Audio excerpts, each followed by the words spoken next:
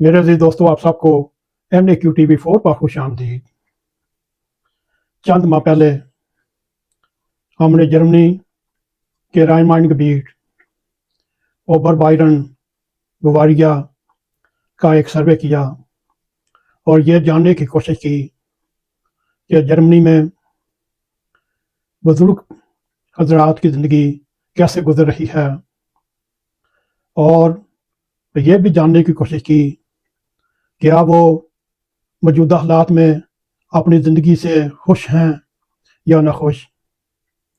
इसके सिलसिले में हमें मुख्तलिफ अजला का सफ़र करना पड़ा,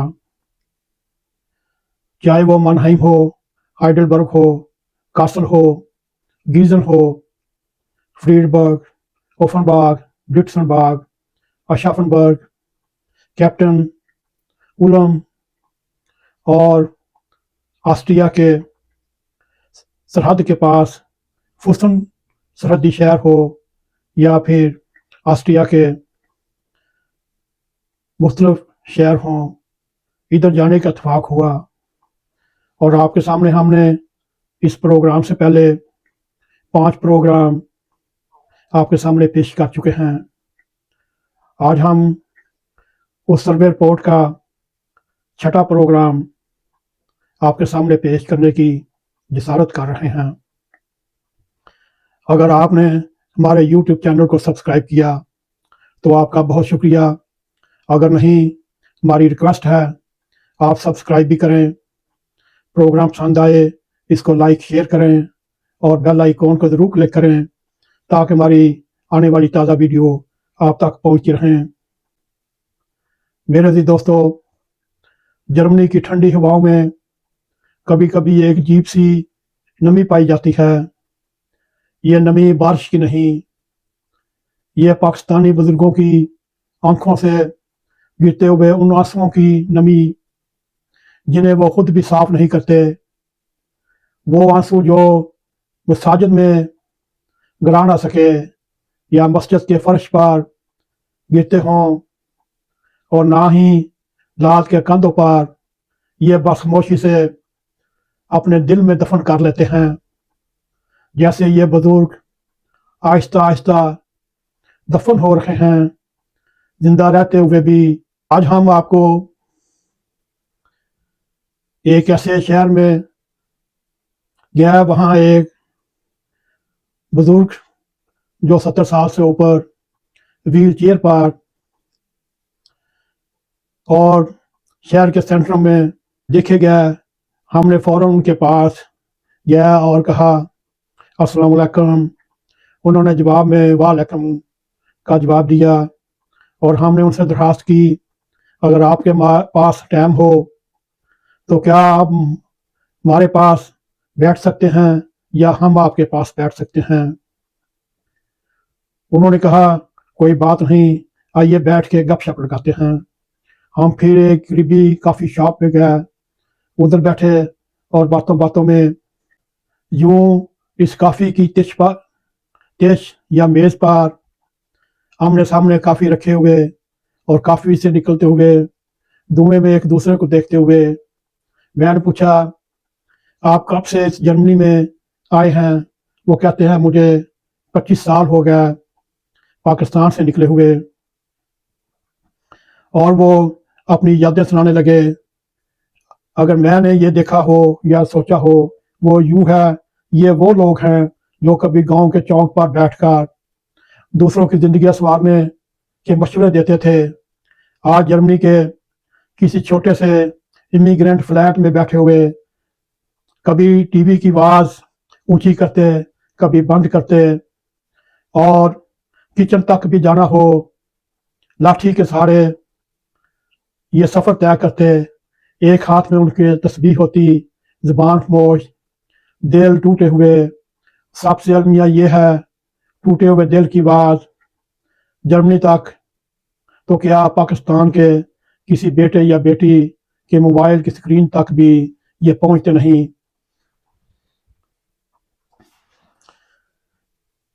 वो यूं बुजुर्ग दोस्त कुर्सी के ऊपर बैठे, सामने काफ़ी का काब को देखते हुए बोले, पाकिस्तान में एक सवाल बार बार दोहराया जाता है, वो यूं है, मैंने अपने बच्चों के लिए सब कुछ छोड़ा, क्या वो मुझे भी छोड़ गया? मैंने उसको और उनकी ज़िंदगियों को अफसोसों से भरा, नए मकान बनाए गए, अपनी बीवी की तमाम फरमाइशें पूरी की, मगर अब ये हालत हो चुकी है।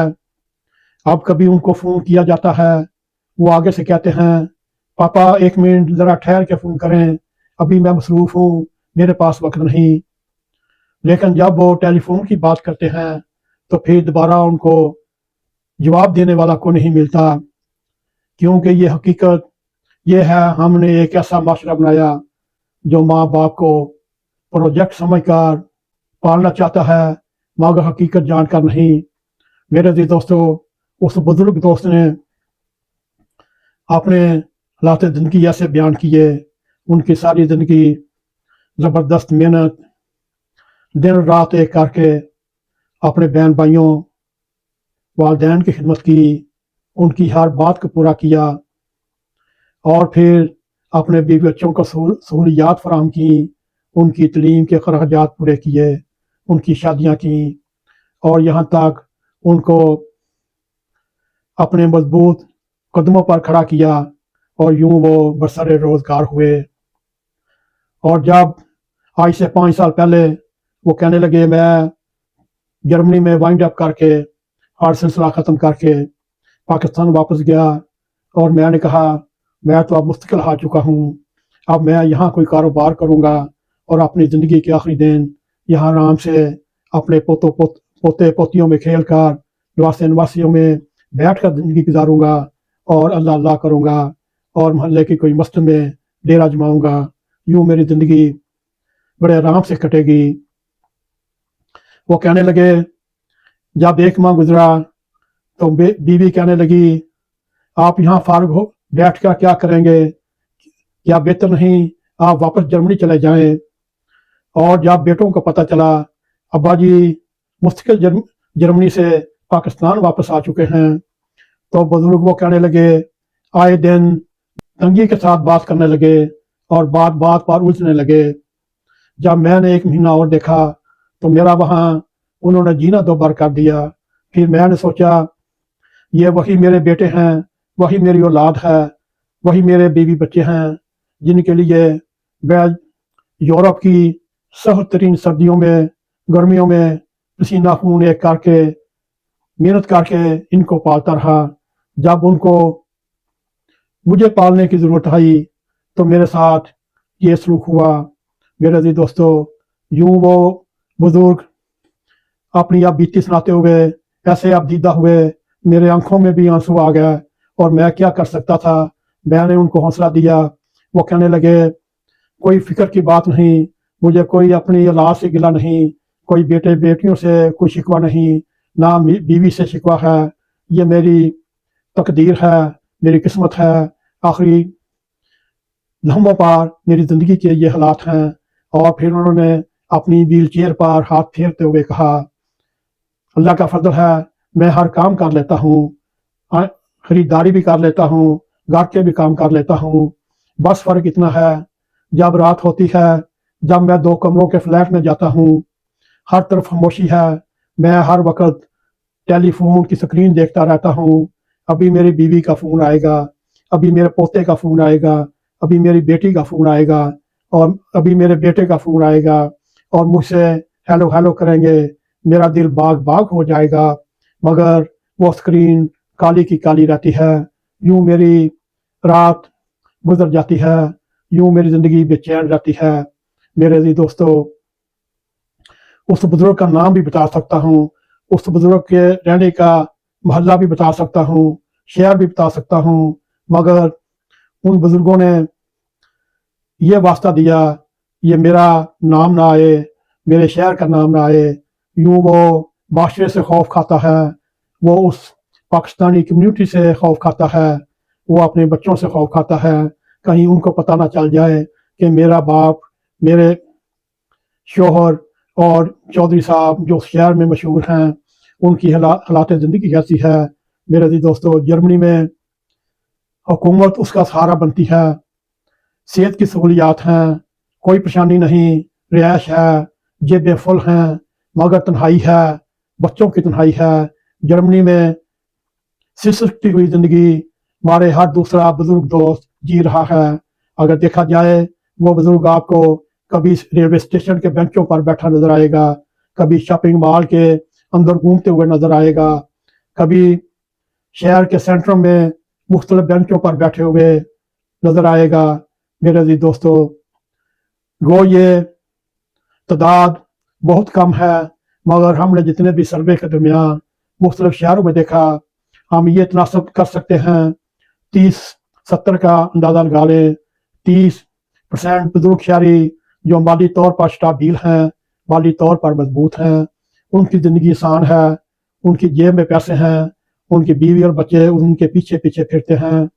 کچھ معاشرے کا دباؤ بھی ہوتا ہے، مگر اکثریت ہم نے آپ کے سامنے جو قواعد پیش کر رہے ہیں وہ حقیقت پر مبنی ہے۔ آخر میں ہم چند سوالات چھوڑتے جا رہے ہیں۔ آپ ہر پاکستانی سے پوچھئے، کیا واقعی والدین صرف اس لیے ہوتے ہیں وہ ہمیں جرمنی میں، امریکہ میں، لندن میں، کینیڈا میں یا آسٹریلیا تک پہنچا سکیں؟ کیا محبت صرف تب تک ہے جب یہ بزرگ کماتے ہیں؟ کیا ہم ان کو ان کے کمائے بغیر سہارا نہیں دے سکتے؟ کیا مغرب نے ہمارے والدین کو آزاد کیا یا ہم نے انہیں یتیم کر دیا؟ اور ہم سب سے اہم، آج ہم اپنے والدین کو بھول رہے ہیں تو یاد رکھیے تو کل ہماری اولاد ہمیں کیسے یاد رکھے گی؟ یہ سوالات ہم نے آپ کے لیے چھوڑے۔ سوچئے، اس وقت پاکستان یا جرمنی، یورپ، امریکہ، کینیڈا، لندن، پاکستانی معاشرہ اپنے اختتام کی طرف جا رہا ہے۔ اس وقت معاشرے میں فرقہ پرستی، نفرت، تفرقہ بازی اپنے عروج پر ہے، یہاں تک کہ والدین کو انگریزوں کے سہارے پر چھوڑ دیا ہے۔ اگر ہم پروگرام کے اختتام کی طرف جائیں تو دیکھا جائے یورپ اور جرمنی کی سڑکوں پر چلتے ہوئے ہمیں یوں لگتا ہے یہاں بہت کچھ ہے، قانون، سہولت، چین، سکون اور ہر طرح کے پرابلم لوس سہولیات ہیں، مگر ان پاکستانی بزرگوں کے اندر ایک ایسا خلا ہے جو پوری دنیا کی ٹیکنالوجی، ویزے، یورس، ڈاکٹر، نفسیات کچھ بھی نہیں بڑھ سکتے۔ وہ خلا صرف ایک بات سے پر ہو سکتا ہے۔ جی ہاں، وہ بات کیا ہو سکتی ہے؟ وہ بات امی جی آپ کے لیے نہیں، ابو جی آپ کے لیے نہیں، یہ بات بہت دیر بعد آتی ہے یا کبھی نہیں آتی۔ یہ سوچنے والی بات ہے، یہ ہمارے اعمال ہیں یا کچھ اور، یہ فیصلہ ہم آپ پر چھوڑتے ہیں۔ آج ہم نے آپ کے سامنے ایک تلخ حقیقت رکھی، تیکھا ہوا پروگرام آپ کے سامنے رکھا۔ اگر آپ کو یا کسی اور کو دل آزاری ہو، اس کی ہم معذرت کرتے ہیں، مگر اصل حقائق جرمنی، یورپ، لندن، کینیڈا، امریکہ میں ایک جیسے ہیں۔ اللہ کرے ہم سب کو والدین کی خدمت کرنے کی توفیق عطا فرمائے، والدین کی دعائیں وصول کرنے کی توفیق عطا فرمائے، اور والدین کے راستے میں جتنی بھی رکاوٹیں ہیں ان کو دور کرنے کی توفیق عطا فرمائے۔ میرے عزیز دوستو، آئیے رب کریم سے دعا کریں، اللہ تعالیٰ ایسا ہی کرے۔ اگر آپ کو ہمارا پروگرام پسند آئے، اس کو لائک بھی کریں، اس کو شیئر بھی کریں، کمنٹ سیکشن میں جا کر اپنا ظاہر خیال کرتے ہوئے NAQTV4 کو سبسکرائب کریں اور جاتے جاتے بیل آئیکن کو کلک کریں تاکہ ہماری آنے والی ویڈیو آپ تک پہنچ رہیں۔ اسی کے ساتھ ہمیں اجازت دیں۔ السلام علیکم ورحمۃ اللہ وبرکاتہ۔